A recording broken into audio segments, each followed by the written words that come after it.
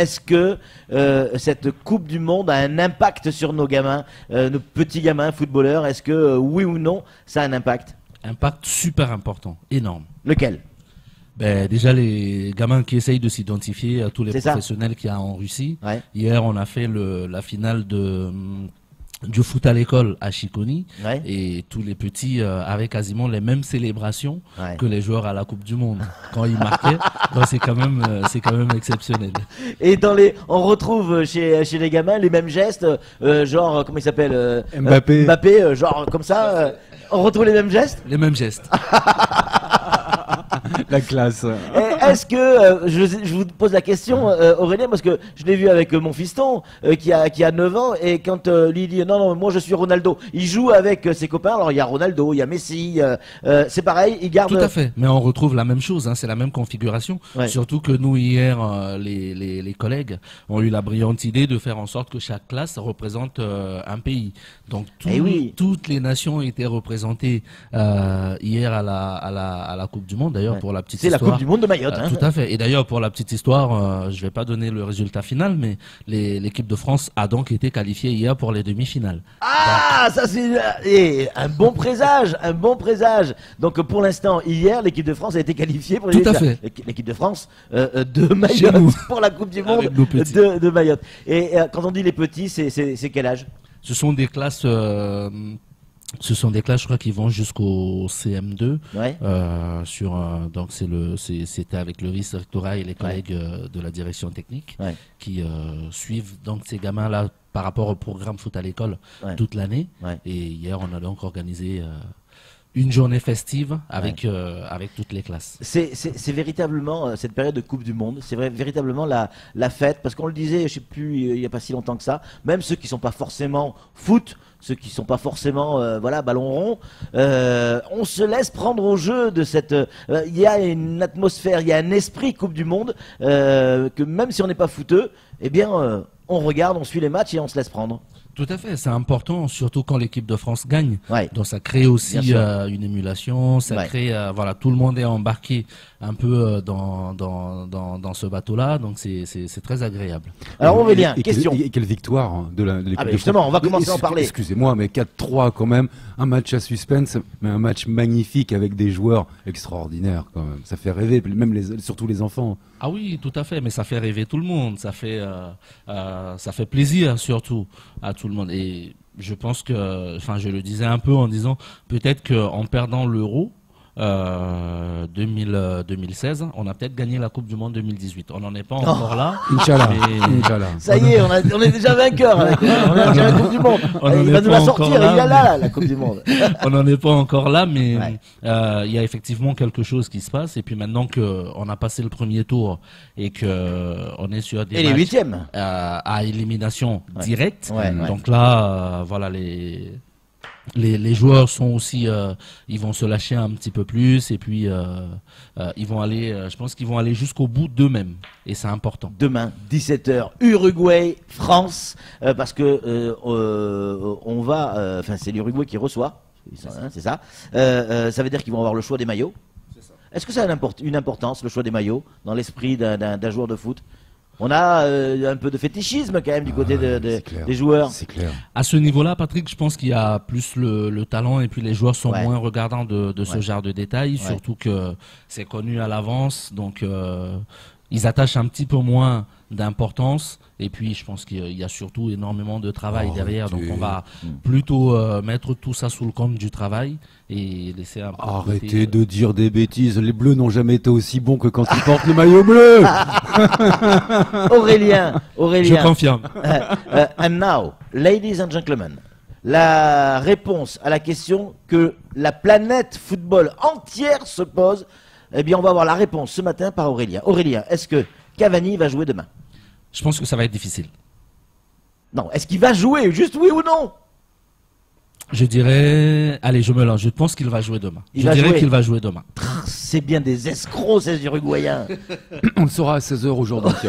Oui. On le saura à 16h, c'est la date limite pour l'heure limite pour la blessure qu'il a eue. Le risque, Patrick Samuel, c'est qu'il joue de façon diminuée. On sait que la blessure qu'il a eue, théoriquement, il devrait pas jouer. Après, aujourd'hui, la médecine a tellement évolué, les médecins sont capables de faire, de tenter un coup de poker et de se dire, tant pis, s'il tient un quart d'heure, ça sera un quart d'heure. Mais à mon avis, même s'il joue, ça va quand même être compliqué de tenir plus d'une demi-heure. En même temps, Aurélien, un Cavani avec une jambe en mousse, ça vaut d'autres joueurs. Hein. C'est un des meilleurs joueurs au monde. C'est vrai. Mais cet impact-là va durer un petit quart d'heure. C'est-à-dire que une fois que les garçons vont être dans le match, ils vont oublier qu'il y a Cavani à côté, tel et tel, et puis ils vont plutôt jouer leur jeu. Pronostic 2-1 pour les Bleus. Ah ouais, donc tu vois la France gagner. Oui. Heureusement. Ouais. Samuel, vous êtes d'accord? Moi, je vois la France gagner, mais difficilement avec un petit 1-0. Voire les tirs au but. Ah ouais, quand même. Le programme des quarts, il est beau. On a des beaux quarts de finale tout de même. On l'a dit, Uruguay-France, ça c'est clair. C'est demain à 17h, heure de Mayotte. Hein. Vendredi à 21h, toujours heure de Mayotte, on va avoir un certain Brésil-Belgique. Et moi, je trouve les Belges de mieux en mieux, quoi.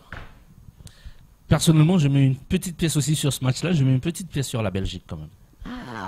Alors qu'il y en a beaucoup qui disent que le Brésil devrait passer avec Neymar, mais vous dites la Belgique. Patrick, les histoires de logique, souvent, surtout sur des matchs à élimination directe comme ça. Ouais, moi j'ai envie de vous contredire.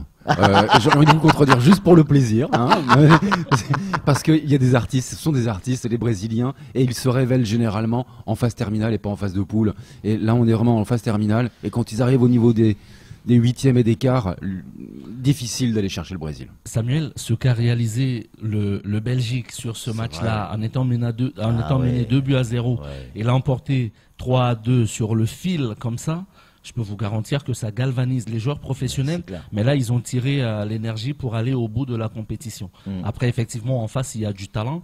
Mais de l'autre côté, il y a tellement de générosité et de cœur sur une génération où certains vont jouer leur dernière phase finale. À mon avis, ils auront.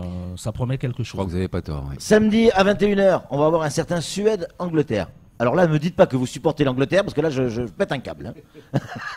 Vous êtes d'accord avec moi, c'est la Suède qui gagne. Allez, on va dire que la Suède. Moi, je suis désolé, j'adore. Oh, Samuel! J'adore le jeu anglais. C'est un jeu aérien. Ce que je reproche à l'Angleterre, c'est de plus avoir de centres de formation comme ils avaient pu avoir à une époque. Moi, je me souviens, c'était, je crois que c'était en 1998, on avait un certain Michael Owen, 17 ans, qui se retrouve sur le terrain. C'était la jeune génération avec un jeu magnifique, mais c'est vrai qu'on l'a un peu perdu et que l'Angleterre est un peu l'ombre d'elle-même depuis des années.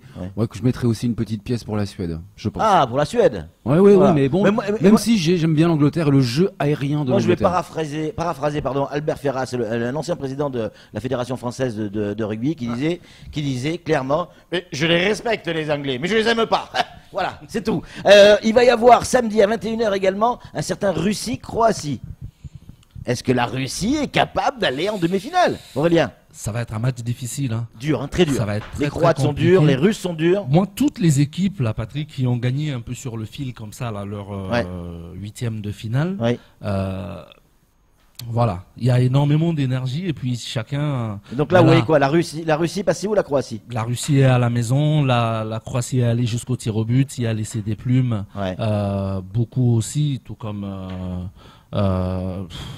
C'est clair, on croyait la Croatie invincible et en fin de compte, elle a été malmenée. Ah, très malmenée. Et que ça s'est joué, ça s'est joué à rien du tout en fait. Allez, on va mettre une petite pièce sur la Russie, pays organisateur, beaucoup de supporters dans le stade. Peut-être que je pense qu'il y a un coup à jouer aussi du côté de la Russie. Une question d'un auditeur, monsieur le directeur général de la Ligue de football à Mayotte. Bonjour monsieur le directeur, pourquoi n'avoir pas décalé une journée de championnat pour permettre aux Mahorais de supporter leur équipe de France? C'est Soufou qui vous écrit. Laquelle de journée alors? La journée de demain est décalée, donc notamment le foot entreprise. La journée se joue donc ce soir et tout le monde pourra voir jouer l'équipe de France demain. Par rapport à la journée de la semaine dernière, là aussi c'est quand même exceptionnel. Donc on a proposé aux équipes de jouer le vendredi, mais comme l'équipe de France est qualifiée le mardi de mémoire, on n'était plus dans les délais pour nous imposer la reprogrammation. On pouvait effectivement annuler la journée, mais on sait tous aussi le retard qu'on a pris par rapport aux compétitions avec la grève. Donc on a proposé soit de jouer le vendredi soir, soit de jouer le samedi à 14h.